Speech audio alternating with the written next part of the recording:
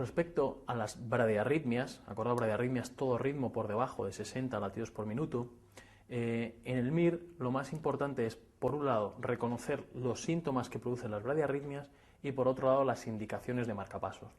Los síntomas que producen las bradiarritmias, pensar, cuanto más lento sea la frecuencia cardíaca, el paciente va a tener menor gasto cardíaco. Y los síntomas fundamentales que debemos reconocer son, esto puede producir, claro, bajo gasto cardíaco, hipotensión, y esto puede desencadenar mareo, que es uno de los síntomas más importantes, pero el que no podemos olvidar nunca es el síncope. Debemos reconocer en el MIR el síncope de origen cardiogénico.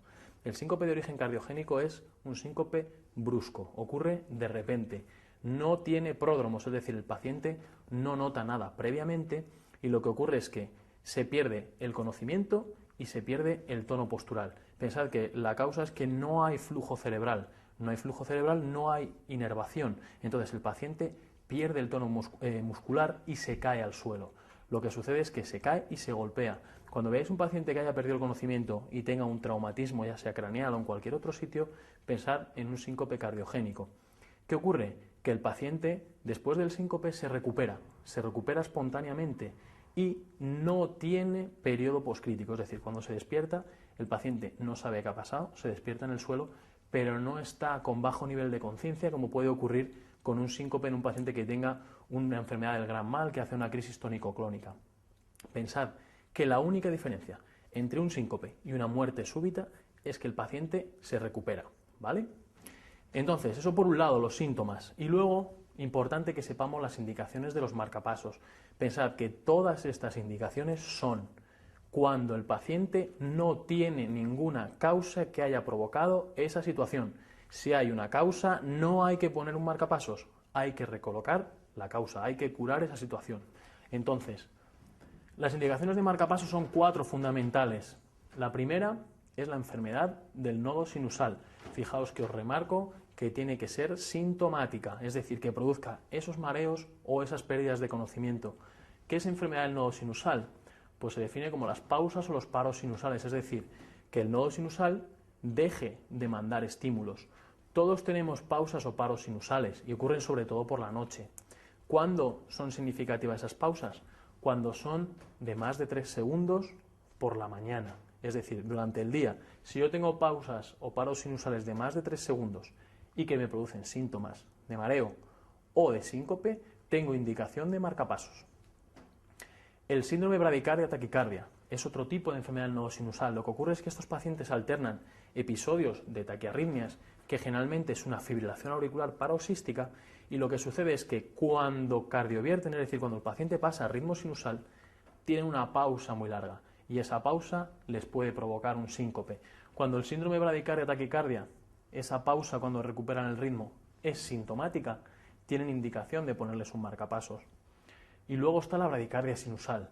Es muy frecuente que a lo largo de los años un paciente que va envejeciendo se va fibrosando el nodo sinusal y lo que ocurre es que descarga con menos frecuencia.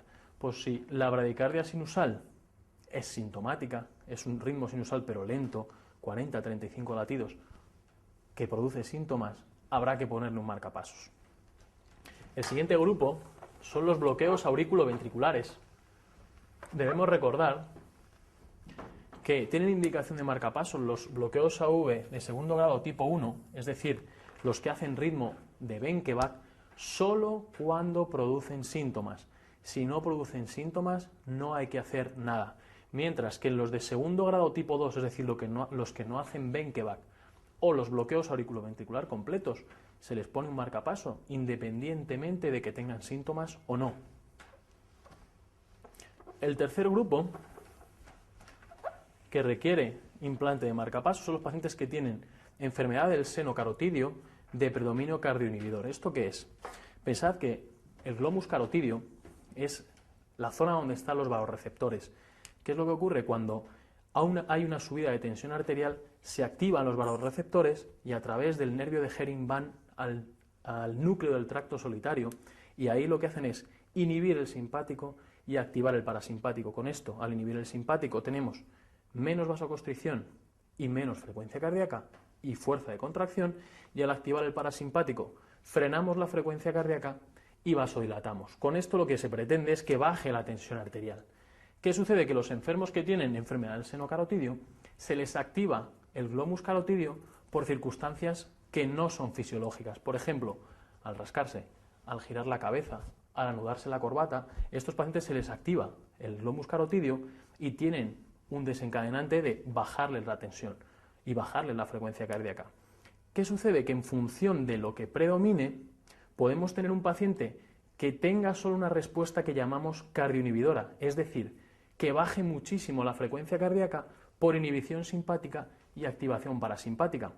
O, en el extremo opuesto, puede ocurrir una respuesta vasodepresora, es decir, que al activar el parasimpático y inhibir el simpático, lo que ocurre es una vasodilatación muy importante, con hipotensión muy brusca, que no se pueda controlar con taquicardia y el paciente pierda el conocimiento.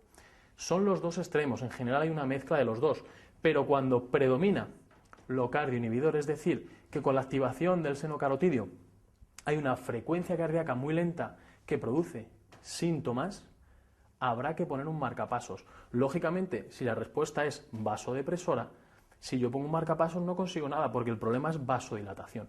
En el cardioinhibidor sí, porque con el marcapasos prevengo que si baja la frecuencia cardíaca, el marcapasos entrará y evitará el síncope.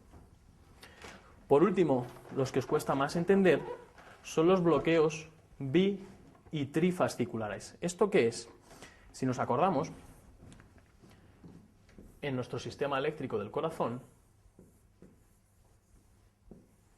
teníamos el nodo sinusal, el nodo auriculoventricular, que venía el haz de His, la rama derecha y la rama izquierda con sus dos fascículos. Se considera un bloqueo bifascicular simplemente al bloqueo de rama izquierda. Pensad que tiene dos fascículos, el antero superior y el posterior inferior.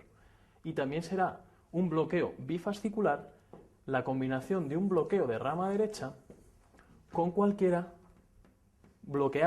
fascículo de la rama izquierda, es decir, un hemibloqueo anterior izquierdo y un hemibloqueo posterior izquierdo. Estos son los bloqueos bifasciculares. Los trifasciculares serán la combinación de un bifascicular más un bloqueo AV de primer grado. Es decir, un PR de más de 200. Fijaos, muchos pacientes tienen bloqueo de rama izquierda o bloqueos bifasciculares que sea un bloqueo de rama derecha con cualquier hemibloqueo y no les pasa nada. Entonces, ¿cuándo pondremos un marcapasos a estos pacientes? Cuando tengan un bi o un trifascicular, el primer requisito es que tenga síntomas. Si no tiene síntomas no hay que hacer nada, pero si tiene síntomas de mareos o síncopes, lo que hay que hacer es un estudio electrofisiológico y lo que vamos a medir en ese estudio es el tiempo que tarda el estímulo desde que llega al haz de His hasta que despolariza todo el ventrículo. Eso es lo que se llama intervalo HV, el intervalo His-ventrículo. Si es prolongado, si es más de 100, hay que implantar un marcapasos. Entonces, un bloqueo biotrifascicular asintomático, nada. Si tiene síntomas, estudio electrofisiológico para medir el HV, que si es de más de 100, implantaremos un marcapasos. En nuestra pregunta, si nos fijamos, el paciente de la pregunta número 1, de la respuesta número 1, tiene un bloqueo V completo, pero tiene una causa, que es el infarto. Lo que hay que hacer es tratar el infarto para recuperar el bloqueo auriculoventricular.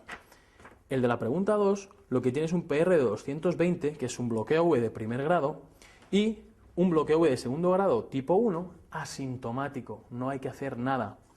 La correcta es la 3. Fijaos, es un paciente que tiene un bloqueo V de segundo grado tipo 1, pero también tiene rachas de bloqueo AV de tercer grado o bloqueo AV completo. Aunque no tenga síntomas, hay que ponerle un marcapasos. El paciente de la 4 y el paciente de la 5, todos los dos tienen causa que hay que tratar. El de la 4 está tomando fármacos que bloquean, betabloqueantes y dioxina, y el paciente de la 5 tiene hiperpotasemia. Siempre que veamos un paciente con un ritmo lento, deberemos descartar fármacos, deberemos descartar isquemia y deberemos descartar trastornos hidroelectrolíticos, sobre todo hiperpotasemia. Una vez que descartemos esto, si cumple los criterios de implante de marcapasos, se lo pondremos.